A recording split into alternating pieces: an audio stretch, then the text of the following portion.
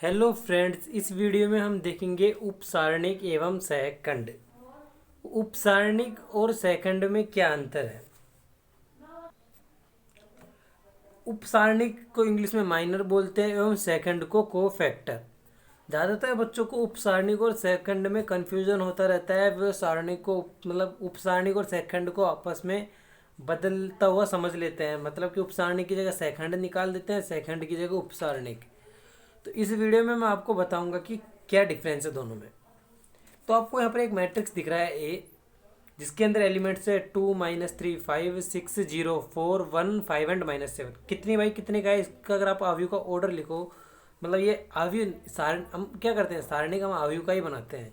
तो अगर आप इस सारणिक का क्रम लिखोगे, कितनी पंक्तियां हैं इसमें, 1 2 3 पंक्तियां हैं और 3 कॉलम है। एक 2 से वाला, एक -3 से वाला, एक 5 से वाला। तो इसके पास 3 × 3 का है और यही सिमिलर है 3 × 3 का। ठीक है। तो हम देखते हैं कि किसी भी हम सारणी उपसारणिक किसी का निकालते हैं, हम किसी अवयव का उपसारणिक निकालते हैं। जैसे कि मैं यहाँ पे लिखता हूँ कि 2 का उपसारणिक।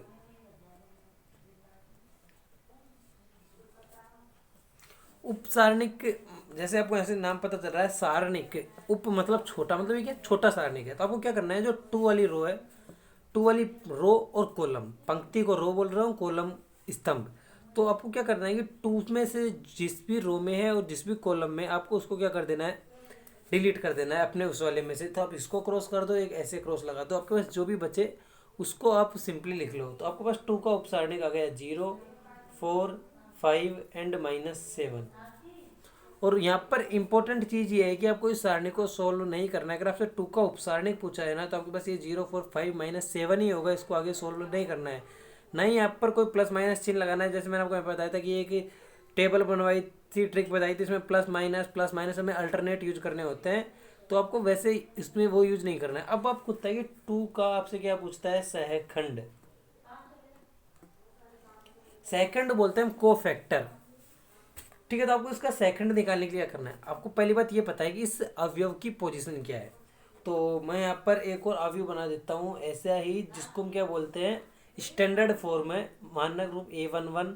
पहली रो दूसरा कॉलम, पहली रो तीसरा कॉलम, दूसरी रो पहला कॉलम, दूसरी रो दूसरा कॉलम, दूसरी रो तीसरा कॉलम, तीसरी रो पहला कॉलम, तीसरी रो दूसरा कॉलम और तीसरी रो तीसरा कॉलम। अगर आप हिंदी मीडियम से हैं तो आप क्या है कि थोड़ी थोड़ी इंग्लिश की प्रैक्टिस कर लीजिए।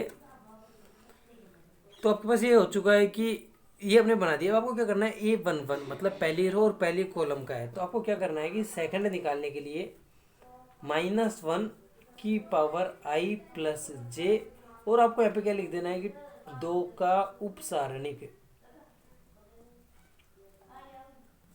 समझ में आया क्या कर रहा हूँ। मतलब कि अगर आपको A i j का क्या निकालना है, को फैक्टर निकालना है, तो आपको क्या करना है कि -1 की पावर i प्लस जे और A i j का उपसारणिक ले लेना है।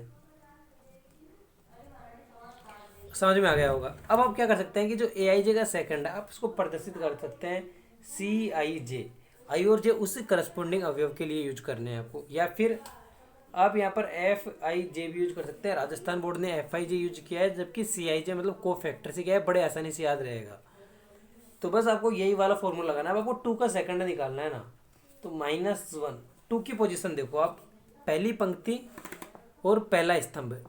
आई की वैल्यू 1 है, जे की वैल्यू 1 है, तो आप यहाँ पर लिखो 1 + 1। और 2 का उपसारणिक आपके पास पता है 0 4 5 -7।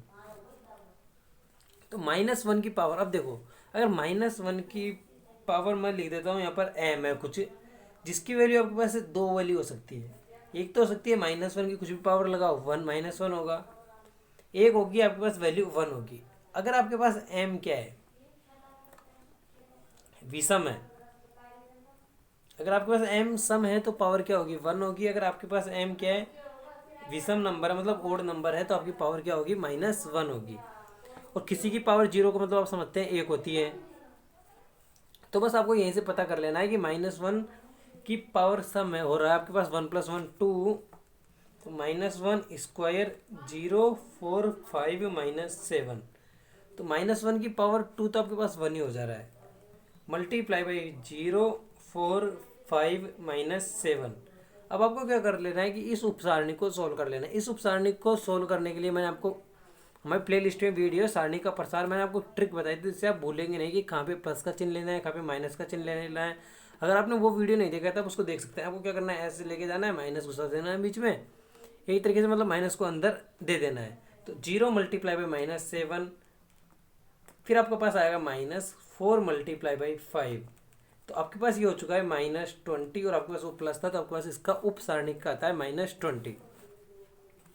मुझे उम्मीद है कि आपको 2 का उपसारणिक समझ में आ चुका है। अब आप क्या कर सकते हैं, किसी भी अवयव का उपसारणिक निकाल सकते हैं। जैसे मुझे इस 0 का उपसारणिक निकालना है, ठीक है, तो मुझे 0 का उपसारणिक निकालना है। मैं यहाँ पे लिख देता हूँ 0 का उपसारणिक और सेकंड मुझे निकालना है। तो आपको पहले पता करना होगा कि 0 की पोजीशन क्या है। आपने देखा कि 0 के लिए 1 2, सेकंड क्या है, इसके लिए पंक्ति है। तो आप यहाँ पे लिखोगे A2, स्तंभ देखोगे आपके पास पहला और दूसरा स्तंभ है, तो A2 2। अब आप यहाँ से बड़े सिंपल तरीके से निकाल सकते हैं। इसकी पोजीशन पता है आपको, क्या करना है कि जो A2 2 है उस वाले पार्ट को हटा दो, ये भी हटा दो। आपके पास जो भी बचा है ना, इसके जो भी पंक्ति और स्तंभ में आ रहा है 2 और 2, उन दोनों को आपको क्या कर देना है, डिलीट कर देना है, हटा देना है, रिमूव कर देना है, और बाकी बचे हुए को आपको लिख लेना है 2, 5, 1 एंड -7। वैसे अब आप क्या करोगे, यहाँ पे 2 + 2 -i पावर 2 + 2 करोगे आप। अगर इसका क्या निकालोगे, सेकंड, तो -1 की पावर 2 + 2 कितना होने वाला है आपके पास। आप देखा है सम है तो 1 हो गया, चलो उसको छोड़ो। 2 मल्टीप्लाई बाई -7 -14 -5 -19। तो आपको ऐसे क्या करना है, सेकंड निकाल लेना है। तो आपको क्या करना है कि इस सारणी के सभी अवयवों का सेकंड निकालना है, सभी अवयवों के लिए उपसारणिक निकालना है, वो आपके लिए बहुत होगा। और आपको क्या करना है, इस वाले सारणी का मान निकालना है। जो आपके पास एक स्टैंडर्ड इक्वेशन होती है, बाद में बताता हूँ आपको। जब स्ट्रेट लाइन पढ़ोगे तो आपको पता चलेगी कि एक स्टैंडर्ड इक्वेशन में आती है। इसमें आपके पास जब आप स्टैंडर्ड इक्वेशन होती है स्ट्रेट लाइन की, उसको आप सोल्व करते हैं उनके कोफिशिएंट्स बना के, मतलब x² y², उसके कोफिशिएंट होते हैं ये। आपको उससे कोई ज़्यादा लेना देना नहीं है, आपके 12th के सिलेबस में नहीं है। जब मैं वो पढ़ाऊँगा तो आपको बता दूंगा। बाकी आपको यहाँ पर मुझे उम्मीद है कि आपको इस उपसारणिक और सेकंड समझ में आ गया होगा। आपको क्या करना है, इसका भी उपसारणिक और सेकंड निकाल लेना है। अब आप देखें यहाँ पे टोटल कितने अवयव है। m × n के मैट्रिक्स में m मल्टीप्लाई बाई n अवयव होते हैं। तो यहाँ पे 3 × 3 के सारणिक में आपके पास कितने अवयव है, 9। तो आपके पास हर एक अवयव के करस्पॉन्डिंग आपको क्या निकाल लेना है, एक उपसारणिक और एक सेकंड। तो आपके पास कितने उपसारणिक होंगे, 9 उपसारणिक होंगे। ये क्वेश्चन आपसे पूछ सकते हैं कि एक 3 × 3 में कितने उपसारणिक बन सकते हैं। मैक्सिमम 9 ही बनेंगे, क्योंकि हर एक अवयव के लिए आपको बनाना है। सेकंड की वैल्यू भी 9 ही होगी। अब आपको एक रिलेशन है, जो इस सारणिक का मान उसे हम डेल्टा से रिप्रेजेंट करें। तो अगर A11 के करस्पॉन्डिंग उपसारणिक C11 है, A12 के करस्पॉन्डिंग C12 है, और A13 के करस्पॉन्डिंग C13 है। अगर आपने उनके सेकंडों की वैल्यू निकाल के दोनों को तीनों को मल्टीप्लाई करके ऐसे ऐड कर देते हैं, तो आपके पास उसका मान क्या आता है, सारणिक के मान के बराबर होता है। आप यहाँ पे A11 A12 A13 आपके पास क्या है, पहली पंक्ति। आप ऐसे क्या कर सकते हैं, पहला स्तंभ भी ले सकते हैं, जैसे कि A11 C11 प्लस A21, क्योंकि आपके पास सेकेंड रो आ चुकी है, तो C21 प्लस A31 C31, ऐसे भी आप निकाल सकते हैं। डायगोनल के करस्पॉन्डिंग आपको नहीं लेना है। बाकी इसके अतिरिक्त जो भी आपका कॉम्बिनेशन बनेगा ना, आपको उससे सीधा डेल्टा सारणिक का मान क्या निकाल लेना है, 0 पता चल जाएगा। तो मुझे उम्मीद है कि आपको ये वीडियो पसंद आया होगा और ये वीडियो समझ में भी आ गया होगा। तो हमारे वीडियो को लाइक करें, चैनल को सब्सक्राइब करें। Thank you.